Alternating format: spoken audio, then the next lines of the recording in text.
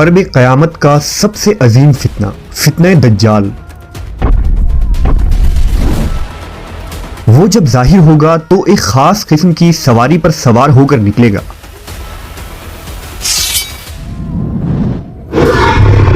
उसकी सवारी में किस तरह की कुव्वत होगी और क्या दज्जाल के उस सवारी का ताल्लुक आज के जदीद दौर से है?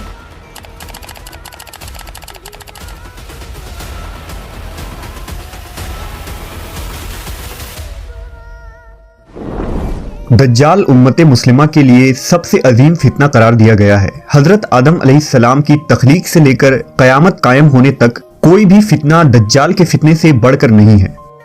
दज्जाल के मुतालिक हम मुसलमानों के पास जो मोतबर तरीन ज़राए हैं वो नबी सल्लल्लाहु अलैहि वसल्लम की अहदीस मुबारका है, जिसकी रोशनी में हम ये जान सकते हैं कि दज्जाल के पास किस तरह की कुव्वतें होंगी और उन शैतानी कुव्वतों से दज्जाल किस तरह की तबाही मचा सकता है। लिहाजा अहदीस की किताबों में हज़रत इब्ने अब्बास, हज़रत अब्दुल्लाह इब्ने मसूद और इब्ने उमर रज़ी अल्लाह ताला अन्हु से दज्जाल की मखसूस सवारी के मुतालिक अहदीस रिवायत की गई हैं, जिनका मजमुआ ये है कि दज्जाल उस वक्त नमूदार होगा जब लोगों की ईमानी हालत बहुत कमज़ोर हो चुकी होगी। दज्जाल दुनिया में 40 दिन घूमेगा। उन 40 दिनों में एक दिन एक साल के बराबर होगा और एक दिन एक महीने के बराबर, जबकि एक दिन एक हफ्ते के बराबर और बकिया अय्याम मामूल के मुताबिक होगा। दज्जाल एक चमकदार गधे पर सवार होकर निकलेगा, जिसके दो कानों के दरमियान का फासला 40 हाथ होगा। दज्जाल अपने उस सवारी पर सवार होकर समुंदर में इस तरह दाखिल हो जाएगा जैसे एक घुड़सवार अपने घोड़े पर सवार होकर एक तंग नदी में दाखिल हो जाता है। उसके लिए जमीन समेट दी जाएगी, यानी वो बहुत तेज रफ्तारी से सफर करेगा।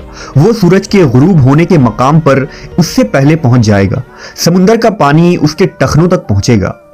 दज्जाल के पास 70,000 की फौज होगी, जिनके ऊपर सब्ज चादरें होंगी, यहाँ तक कि वो अबू अल मराक के टीले पर आकर ठहर जाएंगे। वो ऐसी बुलंद आवाज देकर सबको बुलाएगा कि उसको जमीन और आसमान के दरमियान सारी मखलूक सुनेंगे। फिर दज्जाल उन लोगों से कहेगा कि तुम सब मेरी इबादत करो, मैं तुम्हारा रब हूँ। इस मौके पर रसूल अल्लाह सल्लल्लाहु अलैहि वसल्लम ने फरमाया, तुम्हें यह पता हो कि तुम्हारा रब एक आंख वाला नहीं हो सकता। भला वो जो दूसरों को आंखें देता है वो खुद कैसे बीनाई से महरूम रह सकता है। उस बदबख्त दज्जाल के माथे पर काफिर लिखा होगा, जिसे सिर्फ मोमिन ही पढ़ सकेगा और उसे पहचान लेगा। दज्जाल अपने गधे पर सवार होकर सारी जमीन पर घूमेगा। इस जमीन का कोई मैदानी, सहराई और पहाड़ी इलाका ऐसा बाकी नहीं बचेगा जहां वो ना जाए, सिवाय मक्का मुकर्रमा और मदीना मुनव्वरा के। अल्लाह ताला उन दोनों जगहों के फरिश्तों के जरिए हिफाजत फरमाएगा। दज्जाल जब वहां दाखिल होना चाहेगा तो फरिश्ता उसका रुख फेर देंगे। ये एक अजीमुश्शान पेशन गोई है, जिसमें दज्जाल के एक अजीबो गरीब किस्म की सवारी की तरफ इशारा है, जो आखिरी जमाने में जाहिर होगा और उसकी वजह से सफर में आसानी और सुरअत पैदा हो जाएगी। इन अहादीस की बुनियाद पर यहूदी खास तौर पर गधे की ताजीम करते हैं और वो अपने खुफिया इबादत में गधे को जरूर शामिल करते हैं। बाज लोगों का ये दावा है कि अपने इबादत के दिन खुफिया तौर पर यहूदी एक गधे को उठाकर बैतुल मुकद्दस में ले जाते हैं, जहां मुख्तलिफ रस्म रिवाज के मुताबिक उस गधे को सजाया जाता है। सहाबा कराम के जहन में उस वक्त ये सवाल जरूर आया होगा कि ऐसा गधा कहां से आ जाएगा जिसकी लंबाई और चौड़ाई इतनी देवकामत होगी। लेकिन सहाबा कराम ने हुजूर से इस हदीस को जैसा सुना वैसा ही याद रखा और आज हम तक ये सारी अहदीस पहुंची।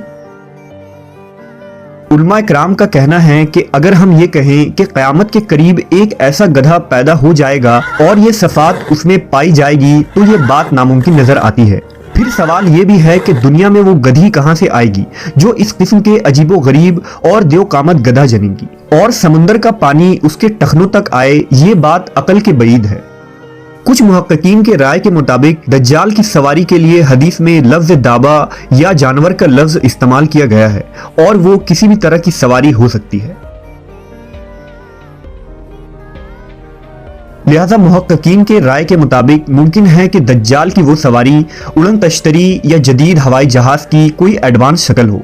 गर्ज ये कि हम जानते हैं कि आज के इस जदीद दौर में हवा और आवाज के रफ्तार से कई गुना ज्यादा सुपरसोनिक जहाज तैयार हो चुकी है और उड़न तश्तरी के किस्से भी पिछले 100 सालों में बहुत मशहूर हुए हैं, जिनको यूएफओ कहा जाता है। इन यूएफओस को देखे जाने के वाकयात ज्यादातर बरमूडा ट्रायंगल के नजदीक हुए हैं, जो फ्लोरिडा के करीब है।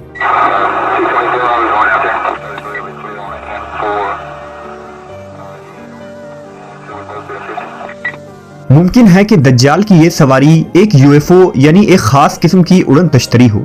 इन तमाम बातों से ये नतीजा निकलता है कि जदीद दौर में तो ये यूएफओज और सुपरसोनिक जहाज इंसानों के फायदे के लिए इस्तेमाल होगा, लेकिन मुस्तकबिल में जब दज्जाल तमाम टेक्नोलॉजी पर कब्जा कर लेगा तो वो इन ही जदीद सवारियों या उसकी कोई एडवांस फॉर्म पर कब्जा करके पूरी दुनिया के कोने कोने तक चंद मिनटों तक पहुंच जाएगा। ये तमाम बातें इस जानिब इशारा कर रही हैं कि खुरूज दज्जाल का वक्त अब ज्यादा दूर नहीं। बिलाशुबा ये फितनों का दौर है और इस वक्त इंसानियत दज्जाल और दज्जाली कुव्वतों के फितने अजीम की तरफ बढ़ रही है। लिहाजा दज्जाल, उसके हिमायती और उसके कुव्वतों से आगाही रखकर ही हम इस फितने अजीम से अपनी और अपने ईमान की हिफाजत कर सकते हैं।